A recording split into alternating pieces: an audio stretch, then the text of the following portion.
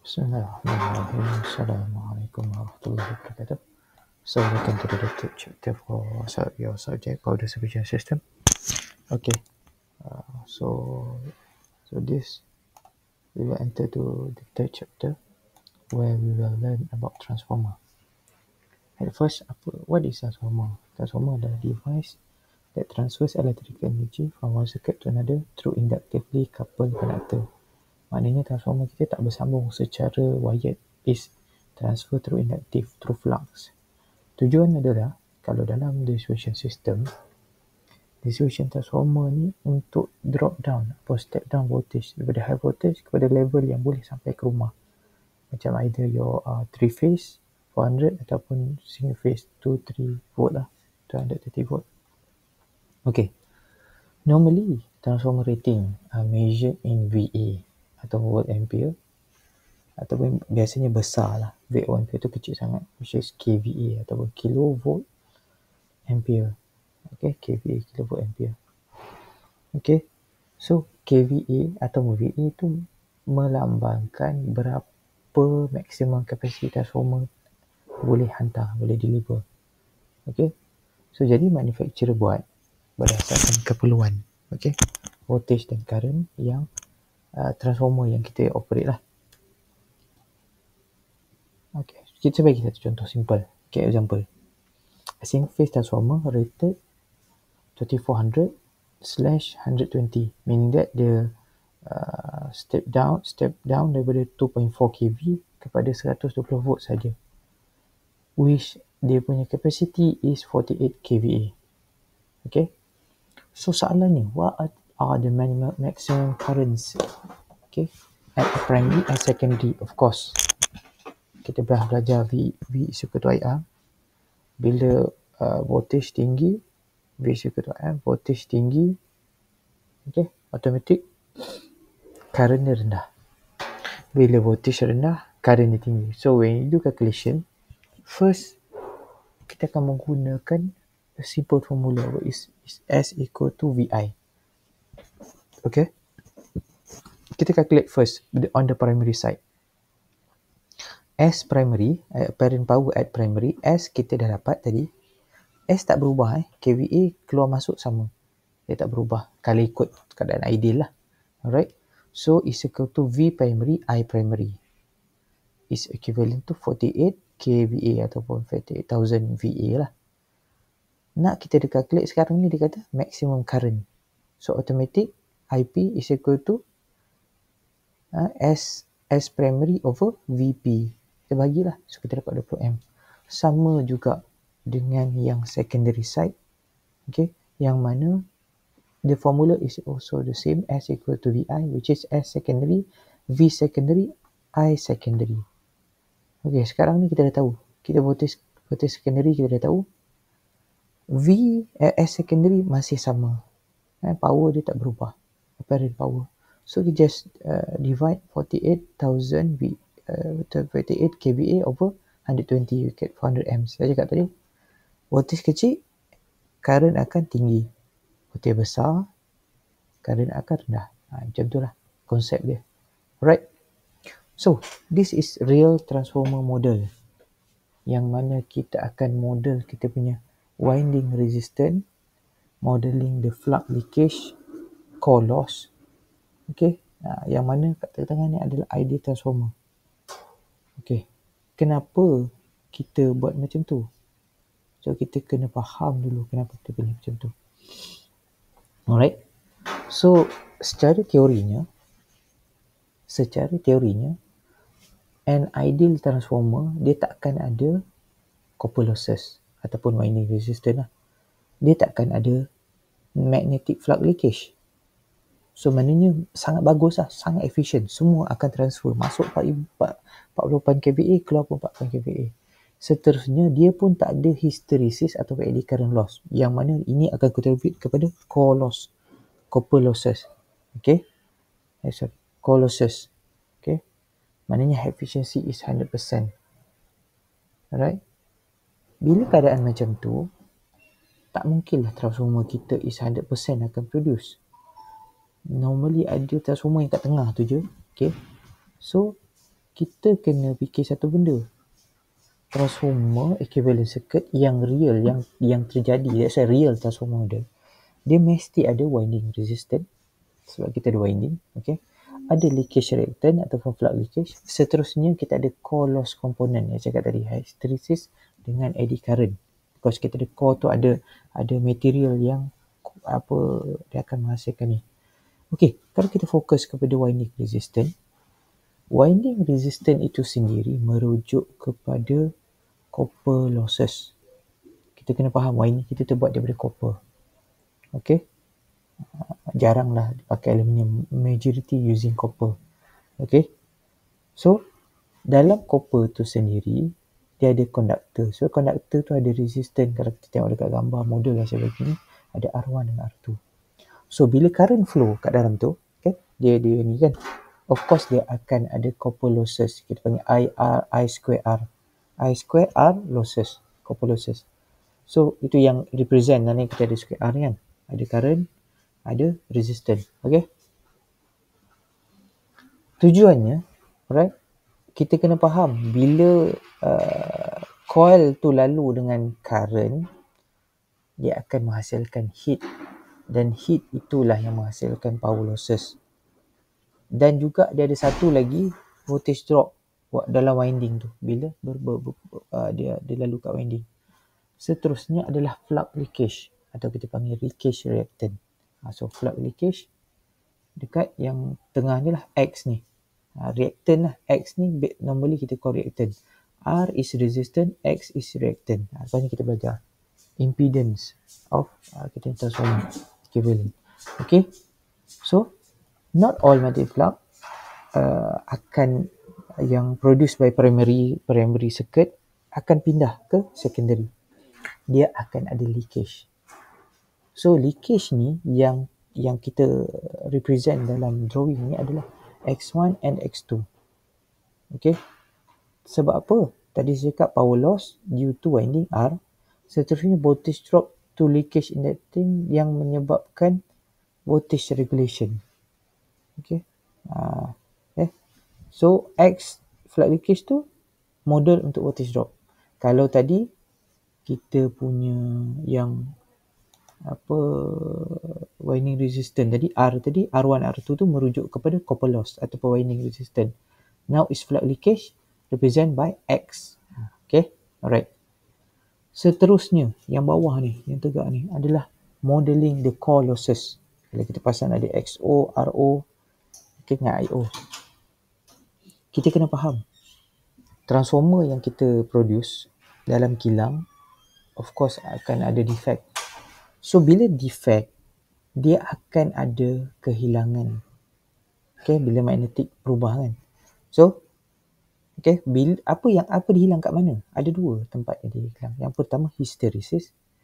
Hysteresis loss berlaku bila magnetization yang reversal dalam core material tu. Material kita core tu macam magnetik magnet punya material. Okay, dan kedua eddy current loss. Ini induce. Dalam core metal dia ada induction tu, induce current tu, dia akan ada kehilangan. Kita panggil eddy current loss. Okay, so dalam core losses dia represent sebagai, kalau dalam gambar ni RO dengan XO. RO merujuk kepada core losses, XO adalah merujuk kepada magnetizing current ataupun magnetizing current reactant XO. Alright. So constant losses yang berlaku dalam transformer kita, sebab kita tahu transformer kita tak sempurna, that's why kita perlukan modeling secara proper. Alright, so dia transformer model. So kalau kita tu awak boleh baca lah apa yang ada komponen yang dekat primary side dan juga secondary side, I1, I2, R2. Awak baca sendiri, panjang dia punya penerangan. Can take your time dan baca untuk faham. Okay, so daripada transformer equivalent circuit tadi kita dah ada circuit, kita akan ada keadaan yang kita convert dia kepada ideal transformer. Macam mana kita nak convert dia? Ni ideal transformer. Kalau kita pasang ideal transformer, tak ada ni. Tak ada flux leakage, tak ada. Tapi ni ada dua. Komponen winding dengan leakage itu ada. Masih ada. flux leakage ada, kita tak ada core losses je. Core losses hilang. Okay, so ID dah semua beza dia. Alright, so untuk simplify kita punya circuit, tadi dia dah banyak komponen kita dah simplify kepada E1 and E2 saja. To simplify, kita boleh gantikan R2 dengan masukkan R2 prime dalam primary. Macam mana kita nak buat? Okay, kita kena faham konsep of power. Power is I square R. So power masuk dengan keluar kena sama. That's why kita boleh reverse, yang mana kita dapat R2 prime sama dengan R2 I2 over I1 square. Yang sama juga dengan V1 over V2 square. So jadi R equivalent kita boleh calculate sama dengan R1, ni R1, di sini R1 plus R2 V1 over V2 square. So kita dah dapat R equivalent dia. Ini kita nak simplify circuit. Sebab nanti dia kita akan ada short assignment, take home assignment from this class, because we do saya record as a YouTube video. So awak kena buat assignment untuk further understanding. Kalau tak, nanti awak tak ambil masa untuk baca lah. Alright. Dan pada equation yang sama, kalau kita tengok tadi R2 prime, R2 I2 over I1 square sama juga dengan R2 V1 over 2, dia terbalik square. Okay. So sekarang ni terbalik dengan tu, kita buat untuk reactant. Okay, yang represent flux leakage macam saya inform tadi. So X2 prime is equal to X2 N1 over A2 square sama juga X2 kurungan V1 over V2 square. Alright. So kita boleh dapat X equivalent derivation ni, awak jangan risau. Saya just give to give you understanding why we get this equation lah. So X equivalent is equal to X1 plus X2 V1 over V2 square. Alright. Untuk kita dapatkan Z equivalent ataupun impedance equivalent dia untuk primary dan secondary sama juga dengan R equivalent square plus X equivalent square root dia. Kita dapat Z equivalent. So benda tu semua kita boleh letak dalam equivalent circuit, which is nanti awak kena kira lah, ini dah equivalent circuit dah masuk sekali. Okay, so kita ada element of RE, yang mana dia dalam tu ada R1 dengan R2 Kalau tengok R equivalent ni, maknanya R1 R2 dah ada kat dalam, sama dengan XE, which is dia ada X1 dengan X2 yang berada pada primary dan secondary. Alright, so we have one question. It says take home assignment. A 100 kVA with 400 turns primary, 80 turns at secondary. Okay, dan primary and secondary impedance are 0.3 plus J 1.1 ohm and 0.001 plus J 0.035 respectively. Kita punya supply voltage is about 2.2 kV. Then you must calculate ZE, RE and XE. Baru kita boleh draw tadi. So awak kena draw ni equivalent circuit ni, plus kena find ZE berapa, RE dengan apa, dengan XE. Okay, alright. ZE pun kena kira lah, calculate tu. Okay, and the second part is voltage regulation. Kena kira voltage dekat power factor 0.8 lagging dengan 0.8 leading. Macam mana nak kira? So we have to get this question lah. Alright. Okay. Untuk the first question is very direct forward. You can use that formula, value yang diberi untuk calculate. Tapi untuk yang kedua tu saya ajar lah, sebab saya tak inform lagi macam mana nak kira voltage regulation. Okay.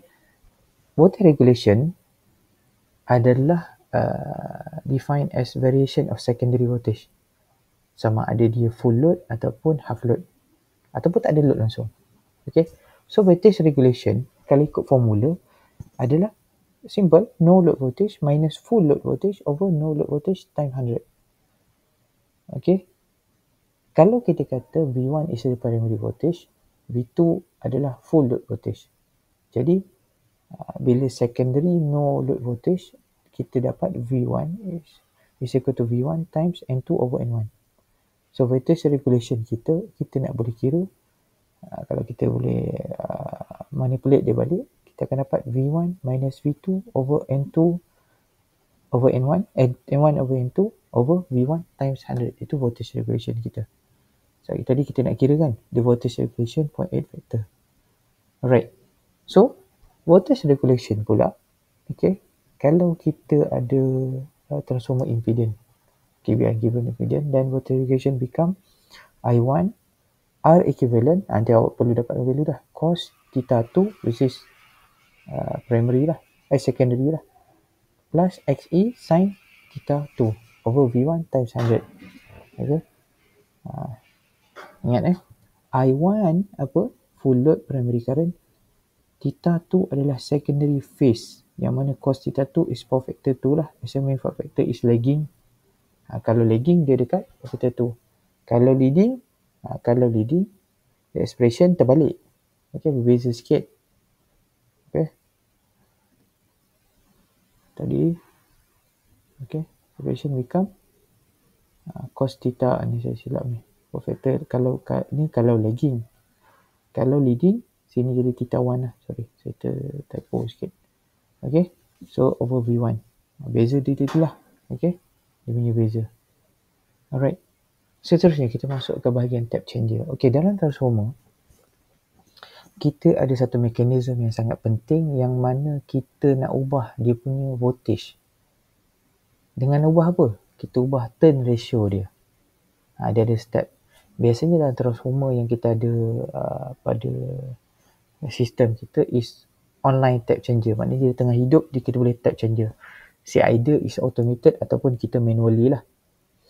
Tujuannya apa? Supaya kita boleh ubah voltage. Bila contohlah input voltage kita berubah daripada yang sepatutnya, and then kita boleh ubah. Kita boleh naikkan winding kita. Okay. Normally taps berada dekat HV. Dia tak berada dekat LV. Okay.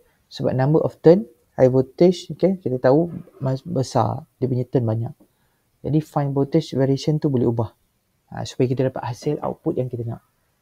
Okay. Itu namanya tap changer. Okay. So kita ada mover arm. Kita ada okay. Dia ada kita ada number turns are high. Okay. So ni primary and secondary. High voltage. Okay. Alright. Movable kita turun dan naik adalah bergantung kepada keperluan kita. Alright. Seterusnya, ni tadi awak dah cerita, saya dah cerita tentang ni lah. Kita dah ulang balik. There are two type of losses. Tadi yang kita buat equivalent tadi kan. We have copper losses and load losses. Okay. Ataupun load losses, kalau dia cakap copper losses, load loss itu benda yang sama. So nak kira copper losses, P copper is equal to I square R saja. Kalau awak gunakan I1 ke R2, I1 ke I2 tak isah, tak ada masalah. Tapi kena pair lah. Kalau I1 dengan I1, R1, kalau I2 dengan R2 lah. So, the other one is, kalau copper losses tu pada winding lah, senang cerita. Pada winding. Ni winding kita. Tadi winding ada secondary dengan primary winding. Seterusnya adalah core. Ni kita punya core yang connectkan, yang mana flux magnet akan lalu dalam ni yang dipotong oleh secondary. So, core losses due to hysteresis and eddy current. Saya cakap tadi hysteresis tu dia adalah terhasil daripada magnetic tadi kan. Okay. Alright. Dan P core kita boleh calculate saya V0, I0, cos theta 0. Ni from overcurrent punya test lah. Kita dapat V0, I0. Alright. Okay. So, next is how we want to calculate transformer efficiency. Kita kena faham transformer kita ada efficiency yang tertentu. Sebab kita tak boleh kata transformer kita 100% efficient. Tu dalam ideal situation lah. Therefore, to calculate transformer efficiency, we need to know what is the formula. So, the formula is very simple. Kalau pada asal dia adalah efficiency adalah output over input lah. Kalau output sama dengan input is satu, automatic kita tahu okay 100% lah. Ataupun satu lah, unity punya efficiency. Tetapi kita kena faham output kita juga ada losses. That's why output kita adalah P input minus losses. Okay. So kalau dalam losses ni adalah core losses, okay, flux leakage. So benda-benda tu semua we have to consider. So when we do our calculation, efficiency kita kalau secara ni I2V2 power factor, okay, I2V2 power factor plus core losses I square R, I square R1, I square R2, okay, nama untuk yang primary dengan secondary. So you can manipulate that, and then 1 minus P losses over P input. Ni nampak ni, P input over P input, P losses over, dia simplify je. So jadi 1 minus, dia derivation dia sangat simple. Sepatutnya efficiency is P output over P input, which is P output sama juga dengan P input minus P losses. Yang losses terjadi. So jadi bila kita buat pecahan ni, P input over P input minus P input over P output tu yang keluar 1 tu. 1 minus P losses over P input tu kita dapat kita punya efficiency. Kalau efficiency 1 tu mana bagus sangat lah. Which is kita tak mungkin lah. Alright. Dalam ideal situation tak mungkin lah. Alright. So untuk Fourier transformer, bila efficiency kita maksimum, maksudnya kita punya core losses dengan corpuscle losses adalah sama. Okay. Dan as we can assume that kita punya full load copper loss is P load. Nanti kita tengok as nameplate, kita tengok P load tu di mana. And the corresponding equation bagi kita dapat P core is equal to N square over P load. Yang mana N tu adalah fraction of full load KVA.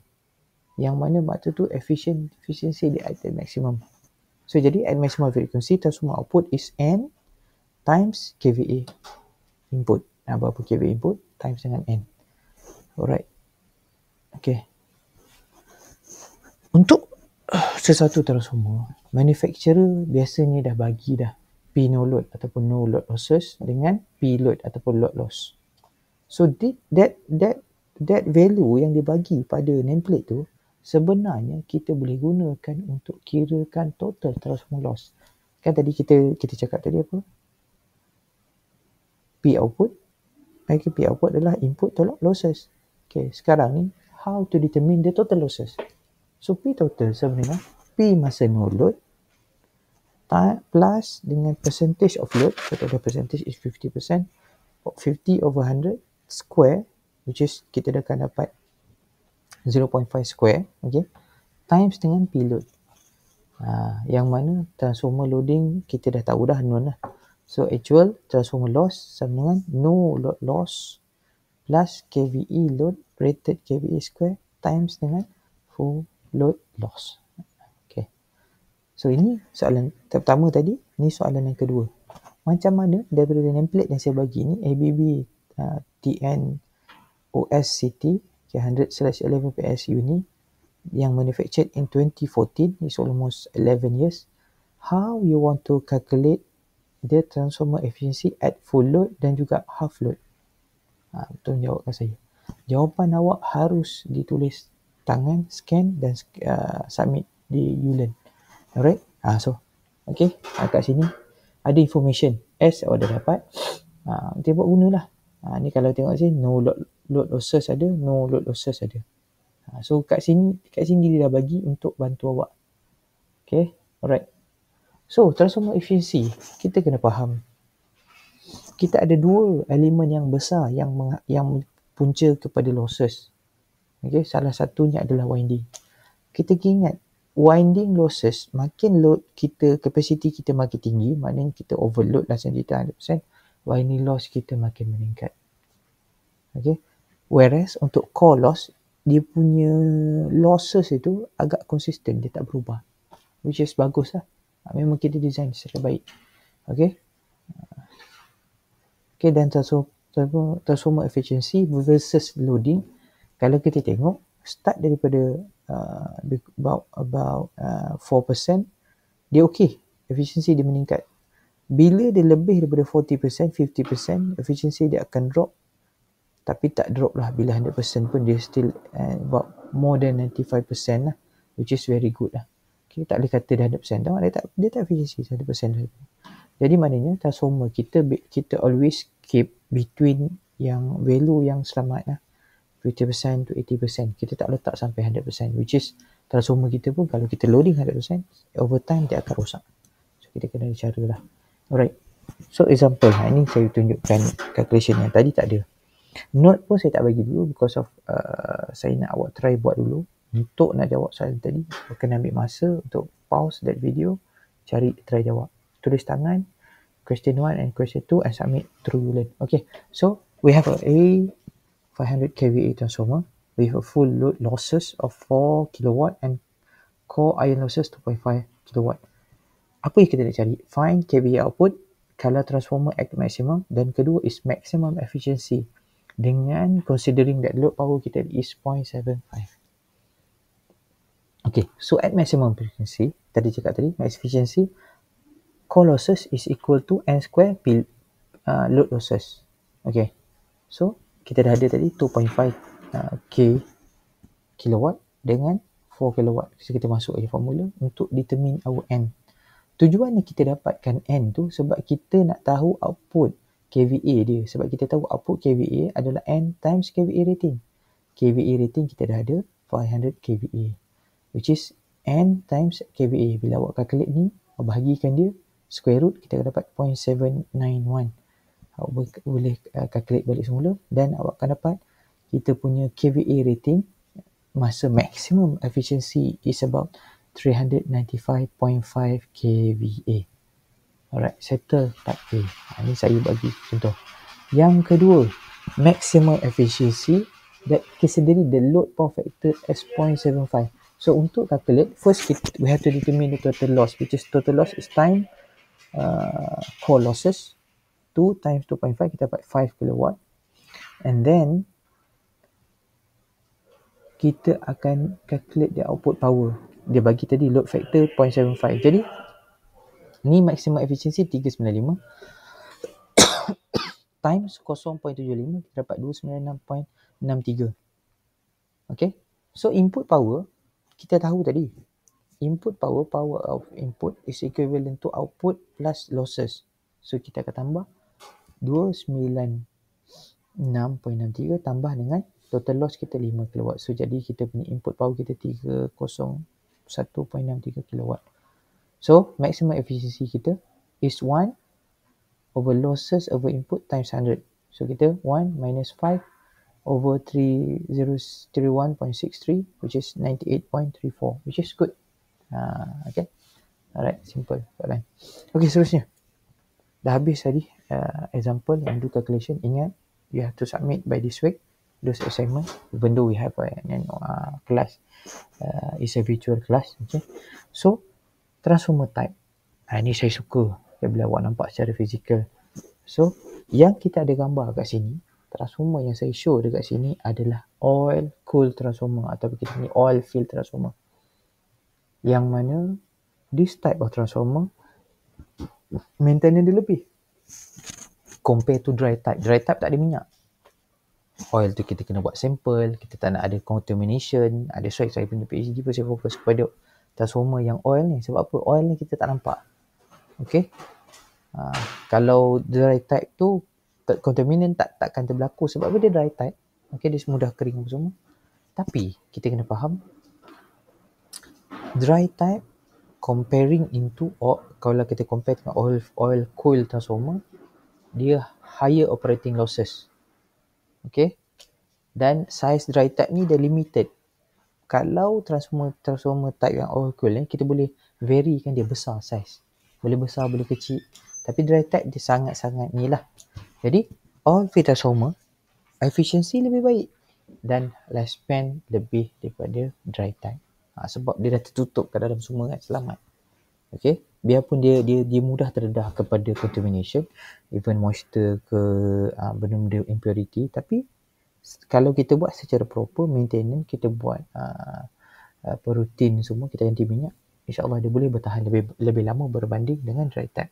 Okay, in term of noise, operating sound level dia rendah sebab dia pakai sistem ni. Kalau yang dry type tu dia kena pakai kipas, kipas dia bising. Okay, dan kita boleh recycle this type of transformer, oil coil transformer ni kita boleh recycle untuk buat, sama ada kita nak buat core reclamation ataupun coil reclamation, kita boleh tukar minyak dia.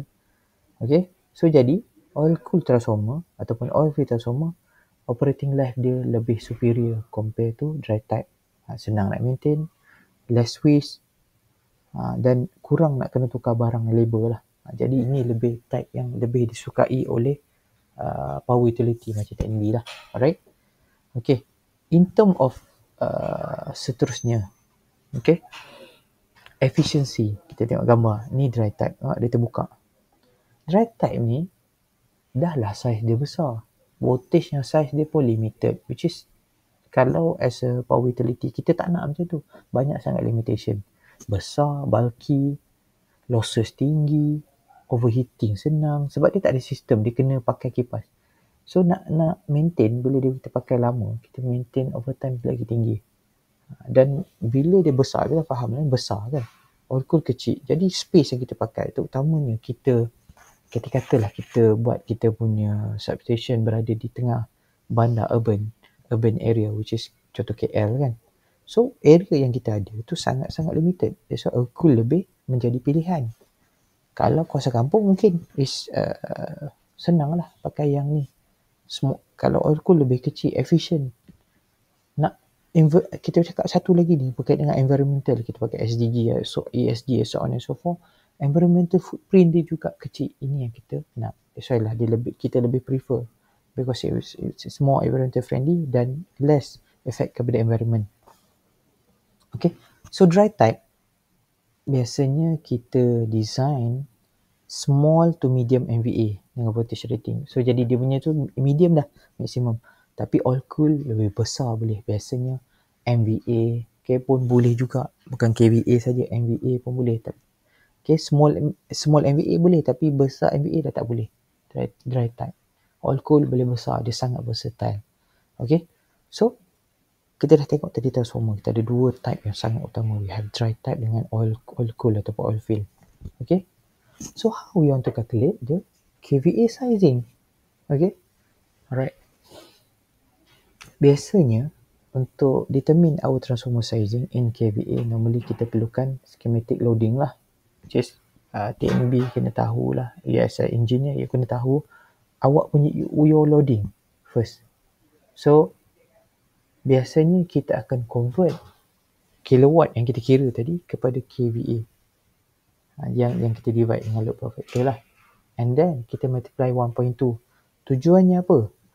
100% is okay lah dia boleh cover. We have to another 20% spare capacity untuk load growth. Of course, area taman yang kita buat tu design tak kisahlah kedai ke apa semua. Of course dia akan ada growth in future. Takkan size itu sama je. Unless you are over design. Kalau biasa kita tak design, kita up to 30% je. Okay. Kalau kita tak jumpa transformer yang size sama, macam kita calculate, contohlah kita calculate, kita kira-kira 22 kVA. 22 kVA tak ada in market. Yang ada mungkin 30. Pakailah 30. Tak ada masalah. Okay. Biasanya the number dia dalam whole number dia yang exact lah. Okay. Contohnya 3, 9, 30, 45. Dia tak ada 9, 12, 13, 14. Bukan. Susah pula lah manufacturer nak kena buat. Jadi dia standard dia ada 3, 6, 9, 15, 30. So direct exact lah. So value ni biasanya normal lah. Kita boleh check dekat manufacturer lah. Okay. So transformer connection. This is the last part dalam this chapter, which is kita kena faham transformer kita are connected in 3-phase connection. Yang dia akan serve 3-phase load. Tak ada lagi transformer yang kita pakai dekat distribution system yang pakai single phase. No. Okay. So, jadi connection dia simple saja. Sama ada delta, floating Y ataupun grounded Y. Tu je connection, tak banyak. Tak ada berjuta. So, itu je awak kena faham. Yang paling basic is delta grounded Y. Bila kita kata grounded Y, maknanya dekat Y tu ada ground lah. Okay. Kalau yang ni, kita punya output adalah 400 volt. Okay. Biasanya 400 volt sesuai untuk 3-phase motor. Kalau 230 lebih sesuai kepada single phase load lah. Kipas, lampu. Yang basic load. Tapi kalau kita pakai 3-phase motor, kita kena pakai 400 volt. So, grounded secondary wire tu, kita boleh salah satu dia, kalau kita antara face to face, kata-kata red, yellow, blue kan, red ke mana-mana, to ground, kita boleh handle untuk single phase punya load, tak ada masalah. Maknanya kalau the whole is 400, tapi kita boleh balance kan, so single phase. So jadi kita kena faham bahawa grounded wire ni dia ada ground source untuk distribution neutral, yang mana kita boleh isolate antara distribution ground system dengan sub-transmission system. Ini adalah sub-transmission system the whole lah. Alright. Seterusnya, grounded and grounded wire. Dua-dua grounded. Ini apa beza dia? Okay. So, grounded wire untuk 4-wire grounded system, dan dia tak sesuai untuk ungrounded system. Okay. Yang mana semua zero sequence, nanti saya akan terangkan, current, harmonic, unbalanced, ground fault akan transfer ke primary, which is this is our primary lah. Okay, yang mana dia akan act as a high impedance ground source to the primary. Saya akan terang sampai zero sequence current sekejap lagi. Seterusnya is floating wire. Tadi kita ingat beza tadi is grounded wire, dia ada grounded point. Kalau floating wire tak ada grounded point. Jadi, kita tak boleh supply kita punya sistem ni, transformer connection ni kepada 4 wire lah, sebab dia ada 3 wire saja. Okay. Sebab apa? Ada design macam ni, mesti ada sebab. This is based on industrial punya needs. Sebab ada industri, dia tak nak sistem yang grounded. Maknanya kalau berlaku line tu, dia tak nak, dia nak operate, biarpun line tu ground fault terjadi pun, biarpun dia akan running lagi. Okay. Tapi apa, dia adalah kekurangan dia, di mana secondary voltage kita akan jadi unbalanced. Boleh jadi unbalanced lebih mudah because of kita tak ada grounded tadi. Grounded ni splitting system. Tapi kalau kita punya, kita kata kita TMB, dia nak minta macam tu, kita bagi, kita supply, tak ada masalah. It's based on our customer punya needs lah kan. Kita tak boleh nak suka, aku nak bagi macam ni, tak boleh. Alright, so next, this final one is delta. Okay, delta. Bila cakap tadi, Y delta kan, floating Y delta. Delta, kalau kita tengok dari tadi, perasan tak? Kalau delta ada ground tak? Tak ada kan? Dia tak ada grounding point. Y yang boleh grounding point. Tapi ada juga floating Y. Now is delta. Dua-dua floating. Sama juga, dia tak boleh supply kepada grounded Y for wire service. Okay. Dan kita tahu bila dalam keadaan delta punya connection, dia ada high circulating current, yang mana bila ada berlaku unbalance dalam mana-mana kaki tadi, dan dia dalam voltage ratio bahaya lah. Okay. So kenapa kita pilih connection tadi? Floating grounded Y, floating Y, floating delta. Sebab apa? Ni saya nak cerita balik. So kita tengok zero sequence current lah. Okay. Zero sequence current, apa kaitan dia? Kita kena faham benda tu supaya kita dapat appreciate. Sebab kalau kita tak faham, susah kita nak appreciate what is zero sequence. Okay. So dalam sistem kita, terutamanya dalam transformer vector group, okay, dia ada unbalanced and fault condition. Okay. First kita kena faham what is zero sequence. Zero sequence tu dalam 3-phase system, kita ada positive sequence, negative sequence dengan zero sequence. Yang mana kalau positive sequence tu bagus lah, normal, balance. Negative sequence tu reverse saja, so tak ada isu. Tapi kalau zero sequence, tiga phase current voltage is equal in magnitude and phase. Okay. Biasanya zero sequence ni akan terjadi bila berlaku apa? Maksudnya ada abnormality. Okay. Ada fault, seperti single to line ground fault, unbalanced load, ada harmonic. Itu yang terjadi zero sequence. So jadinya kita buat pasal winding connection tu, kita concern pasal zero sequence. Okay. Contohnya star Y. Bila berlakunya Y grounded, okay, zero sequence akan flow kepada ground. Sebab ada grounded tadi. Jadi, allow ground fault to return path. Dia ada laluan. Tapi kalau ungrounded, tadi kita tengok sistem industri nak tadi kan, apa jadi dia? Dia akan block zero sequence current. Macam tu pula. Kalau delta pula, dia akan close path. Dia akan circulate saja dalam tu. So, kalau dalam sistem kita, if system is unbalanced, maknanya ada yang tinggi, ada yang rendah, dia akan menyebabkan that delta winding, kalau winding tadi lah, dia akan traps that resulting zero sequence dalam diri dia saja. Dia tak kacau the system. Kalau star grounded ataupun Y grounded, dia akan pergi ke neutral. So connection dia akan balance. Tu kalau unbalanced loads. Kalau line to ground fault pula, kalau berlakunya fault the line to ground ataupun phase to ground, so zero sequence flow tu dia akan pergi ke faulted line through the ground. Okay. Tapi apa-apa pun, that's fault dia akan boleh kalau transformer connection kita ada connection to ground lah. Okay. Alright. Dan seterusnya adalah kalau harmonics, the last one is kalau delta, dia akan circulate. Saya ingat delta dia macam triangle tadi, dia tak appear kepada side. Kalau star pula, dia akan propagate.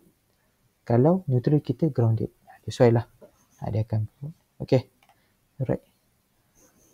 Transformer loading limit. Okay. Transformer, kita dah design bergantung kepada output rated dia. Dia akan deliver to a certain kVA. Biarpun kita kata kVA kita 40, tapi dia tak 40 pun. Without exceeding temperature rise. Okay. So, apa dia punya condition yang kita boleh kira? Secondary voltage and voltage do not exceed 105% of the rating. And the load power factor is not more than 80%. Nanti kali load power factor kita tak pernah more than is equal to more or equal to 80%. Kita buat frequency is more than the side of the rating. Kita boleh rendah tu. That's why kita punya tolerant frequency 0.5% saja. Okay. So modern transformer, temperature dia boleh sampai 65 degree Celsius. Okay.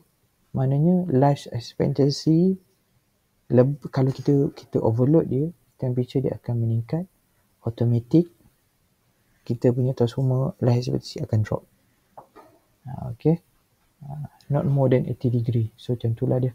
Kita kena faham lah. Senang cerita, macam kita bawa kenderaan. Kalau kereta kita sentiasa kita bawa 140, 150, yang pada ketika sentiasa kan, in the end kereta kita akan cepat rosak. Kalau kita bawa secara berhemat 100, automatik kita boleh pakai lama. Biarpun mileage besar, tapi kita boleh pakai lama due to cara pemanduan kita. Alright, itu saja daripada ini. Terima kasih banyak. Second reminder, you have two questions. Question 1 and question 2, you have to answer and submit to ULearn. Okay, ingat. Tadi, question 1. A very simple question. Take home question assignment. We have part A and part B. So, kena tulis tangan.